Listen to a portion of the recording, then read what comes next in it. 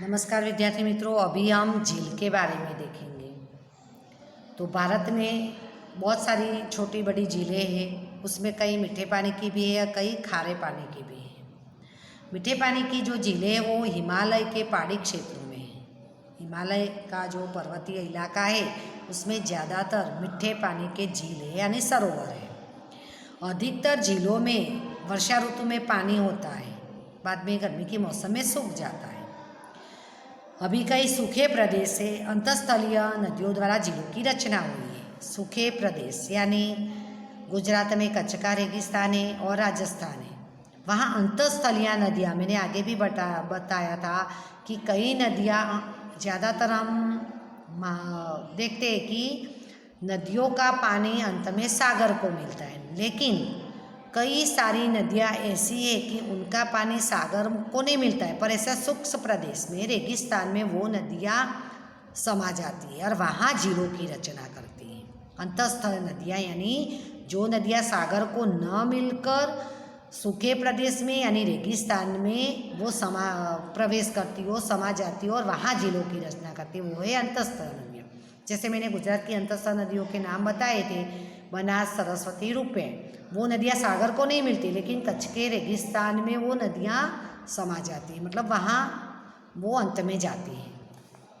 तो इस तरह जो झीलों की रचना होती है। लेकिन जम्मू कश्मीर में जो झीलों की रचना है वो हिम नदी से होती है, कि हमने देखा है कि हिमालय पर बर्फ़ है, वो बर्फ़ पिघलता है तो बाद में झीलों की रचना होती है वो, और ऐसे झील कश्मीर में पाए जाते हैं।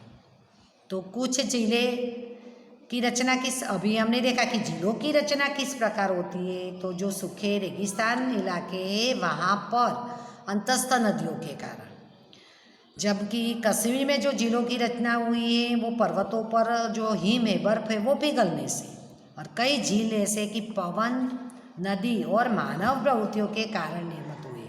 कई बार पवनों के दिशा के कारण पानी का बहाव उसी दिशा में जाता है तो भी झीलों की रचना होती है। कई बार नदी भी कहाँ एक जगह ठहर जाती है तो वहाँ झील की रचना होती है। और मानव प्रवृत्ति से, क्योंकि कई हम मनुष्य भी पानी का संग्रह करने के लिए प्राकृतिक झीलें बनाते हैं। तो इस प्रकार झीलों के सरोवरों की रचना होती है, निर्माण होता है। और विसर्प नदियों में बाढ़ के प्रकोप के कारण घोड़े की नाल की आकार के झीलों का निर्माण होता है। विसर्प यानी जो सर्पाकार नदी बहती है तो उसमें जब बाढ़ आता है तो वो नदी के कारण घोड़े की आकार यानी यू आकार का जो सरोवर का निर्माण होता है। और समुद्र में ज्वार के कारण लगुन झीलों की रचना होती है। अभी समुद्र में पूनम के दिन ज्वार आता है, यानी चंद्रमा के आकर्षण के कारण पानी दूर दूर तक जाता है और उसके कारण जो झील की रचना होती है उसको लगुन झील कहते हैं। वो खारे होते हैं इसलिए लगुन, लगुन मीन्स नमक, और खारे पानी के सरोवर इसलिए उसको लगुन कहते हैं। तो ये देखें हमने झील के झीलों की रचना, निर्माण किस प्रकार होता है वो हमने देखे। तो आपको सवाल आए कि झीलों का निर्माण किस प्रकार होता है, तो इसमें ये सारे कारण आपको बताने हैं। अभी कौन कौन से झील हमारे देश में हैं, तो चिल्का, कोलेरू, पुलिकट, ये इस प्रकार के झीलों के उत्तम उदाहरण हैं। राजस्थान में भी स्थित सांबर खारे पानी का झील है और जिसके पानी से नमक बनाया जाता है। याद रखना, राजस्थान में कौन सा झील है, तो सांबर, और कैसा है तो वो खारे पानी का है। और मीठे पानी के झील अगर हम ले तो वो है कच्छ में डल, वुलर, वो झील है वो मीठे पानी के हैं, जम्मू कश्मीर। अभी हम देखेंगे मीठे पानी के झील है वो हिमालय क्षेत्र में है, जो हिम नदियों के बर्फ़ पिघलने से जिसका निर्माण होता है। तो ऐसे बर्फ़ पिघल कर घाटियों में बनने से वो खूब सुंदर झीलें निर्मित हुई है। कश्मीर की वुलर झील भूगर्भीय क्रियाओं के द्वारा बनी है। कश्मीर में जो वुलर नाम का झील है वो भूगर्भीय की क्रियाओं से बनी। उसके अतिरिक्त डल, भीमताल, नैनीताल, लोकताल तथा बड़ा पानी आदि मीठे पानी की झीलें, याद रखना मोस्ट IMP है।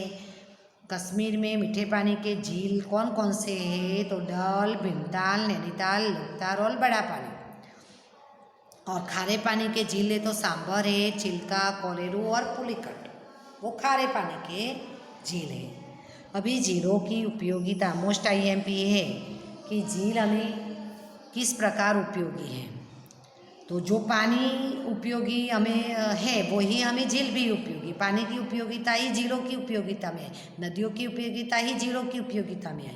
तो वो सबको सामान्य ही है, क्योंकि वो तो हम छोटी क्लासों से पढ़ते आ रहे हैं कि नदियों की उपयोगिता पानी हमें किस प्रकार जरूरत, तो पीने के लिए।